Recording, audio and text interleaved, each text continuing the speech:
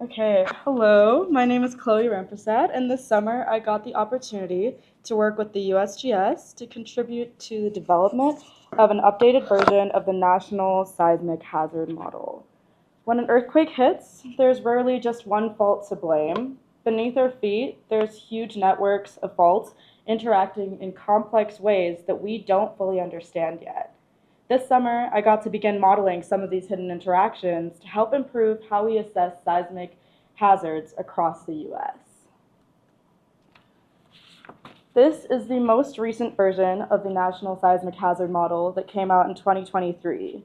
So what does this model do exactly? Well, it offers a comprehensive assessment of the potential for damaging earthquake shaking across the US. It bases its assessments off of existing faults and past earthquake data. So why do these faults matter? Well, faults, as you may or may not know, are cracks or zones of weakness in the Earth's upper crust where blocks of rocks move past each other. When the stresses that act on these blocks exceed the friction that holds them in place, these blocks there's sudden slipping, and from this sudden slipping, it releases seismic waves and causes the ground to shake. So this is a map that I created in QGIS of the western US and 1,017 faults in it. So basically, this summer I specifically focused on the western US because it is more tectonically active than the eastern US. All right, so now, why should we care about faulting and the National Seismic Hazard Model? Well, it's useful for building codes, public safety policy, including early warning systems, infrastructure planning, and insurance risk maps. So, for example, if you want to know where to build a house, you would want to know how far it is from faults, how often earthquakes occur at said faults, and how damaging those earthquakes have been in the past. So specifically, the current version of the model, the 2023 version, added many more faults than what we previously had mapped. However, it is a mostly 2D model, and its use is becoming more and more widespread, its 3D inaccuracies are also becoming more and more relevant. So the big issue that I worked on addressing was cross-cutting relationships. And my research question was actually, how can we visualize the subsurface interactions between faults for better hazard assessment across the US? So when faults cross or intersect, eventually one of them has to stop and truncate into the other.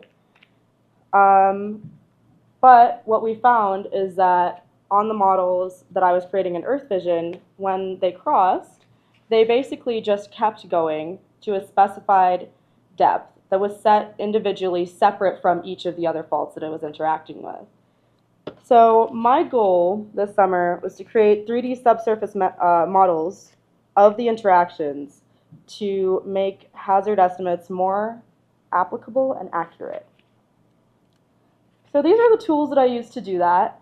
I used QGIS for the 2D maps and the 2D visualization, and I used Earth Vision for everything 3D and making all my models in there. So let's look at a specific fault. So this is a scarp from Idaho. This is the Lost River Fault that basically borders the southwestern edge of the Lost River Mountains. And this is also the site of the 1983 Bora Peak earthquake. So let's look at what it looks like in 2D. So as you can see, it borders the mountains. And there is another fault, a more minor one, truncating into it. So what we can see here is the surface traces that should show the 3D behavior. So what does it actually look like in 3D? So this is what I was talking about before with the cross-cutting. This is a model that I built of the two faults, and I found that when they crossed, they just kept going, which is geometrically impossible. So basically, my main focus was to fix that cross-cutting relationship and make the more minor faults truncate into the larger fault. So this is just a mesh of that same model. It is a tetrahedral mesh, meaning it's created by triangles. And a good analogy for this to think about why there's smaller triangles and larger triangles is when you think about pixels on a computer screen. If there's more detail in a specific area, you need more pixels and smaller ones. Okay, so now let's look at it, how I actually addressed these cross-cutting issues. I did this through fault hierarchy trees, and I actually just recently figured this out in the past couple of weeks, so I have a lot more work to do on this. But basically, the one outlined in purple, 2205, is our larger Lost River Fault, and the one outlined in yellow is our Lone Pine Fault. And this is just addressing the relationship between two faults. However, when you look at it on a much larger scale, it comes out to this. This is around, I believe, 25 to 30 faults. And those two red boxes show where exactly those two faults that I listed fit into this sequence. So it gets a little bit complicated.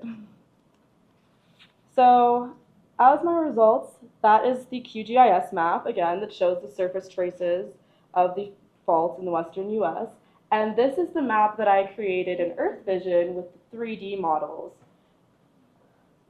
And this shows how it actually behaves in 3D. So to summarize, this is just the beginning of building a more complex fault model that will come out in 2029. So we have a lot more work to do and a lot more cross-cutting relationships to address. Overall, I gained, and I'm hoping that the USGS and the rest of the world will gain an improved understanding of fault system behavior through this model. And in conclusion, better input equals better hazard models.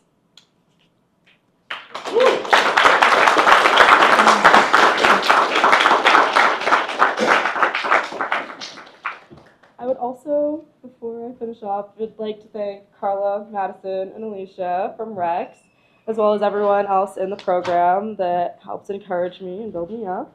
And I would also like to thank Alex and Rich from the USGS for being awesome mentors, as well as my geology professor, Eleanor Kamen, who really pushed my passion for geology and helped me find that.